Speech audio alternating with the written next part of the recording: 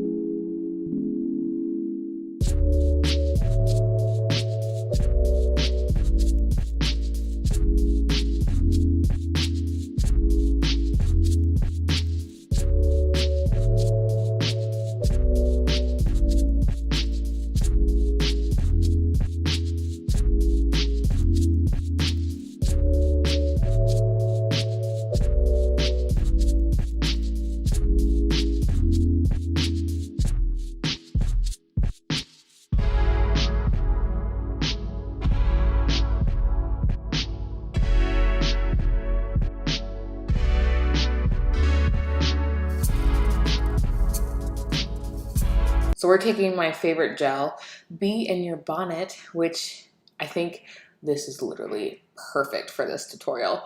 I debated doing more of a realistic cloud, but no, I wanted it to kind of be a little cartoony. So I wanted to add glitter, because obviously there is no glitter in the sky. There should be, but there isn't. So I am just adding this in random patterns, and by doing that, I think it creates more of an interesting look, especially since I randomize the clouds and kind of like the star that I do on my channel, star, on my nails. And by doing that, this is also really flat glitter, so you don't really have to worry about adding bulk because, again, it's a fine glitter, not a big, like, chunky glitter. Again, still applying it in random places, and I think this added so much to the look. I really do. Now, let's go ahead and get into the clouds and the stars and all that good stuff. So I'm taking Perfect White. Is that what it is? I think that's what it is. All the colors will be at the end. I'm taking Perfect White here with a dotting tool and just creating little clouds. I'm keeping them about the three little puffs, I guess. Is that the technical term, I guess? And I am adding them on the nail, and you can kind of see I'm not making it perfect, but I'm trying to keep it looking like a fake kind of puffy cloud. I don't know if that makes sense. I hope it does. And I love these so much. So again, we're coming in with our clouds. If you see that dot to the right, we are actually going to make that a star. So I am taking stripy brush and just pulling it down and pulling it up. So I'm pulling it away from the center. And the reason I'm doing that is because I kind of want the edge to have that point. Not all of them are going to have that because sometimes I have to go back over what I'm doing. But all in all, if I do it to the side, that means I'm going to be able to get a point. And I really, really like that. So I'm going to go ahead and repeat these on all of the nails. Again, I will leave it in real time for you guys, but I will just go ahead and play some music. So if you want to like fast forward it, by all means.